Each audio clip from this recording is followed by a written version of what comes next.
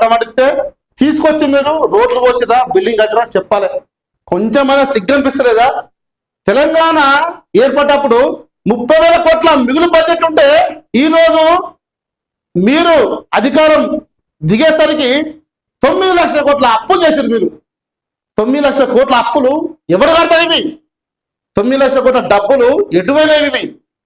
తెలంగాణ సమాజానికి కేసీఆర్ గారు మీరు ప్రెస్ మీట్ పెట్టి 9 లక్షల కోట్లు మీరు ఏం చేసిర్రో చెప్పాలా? మీరు నేను అడుగుతా ఉన్నా, 80,000 పుస్తకాలు చదివిన మీరు కాళేశ్వరం కట్టా అని చెప్పిండు, అది కూలిపోయింది. ఏందే ఇదంటే బాంబులు పెట్టి పేల్చిరు అని చెప్తుంది. తెలంగాణ సమాజం అంతా నవ్వుకోబడుతుంది. సో మొత్తానికైతే నేను చెప్తా ఉంటే ఈ మున్సిపల్ ఎలక్షన్లో ఓటు మీరు ఎవరికన్నా వేయండి, కానీ బీఆర్ఎస్ పార్టీ నాయకులకు మాత్రం మీరు దయచేసి ఓటు వేయకండి.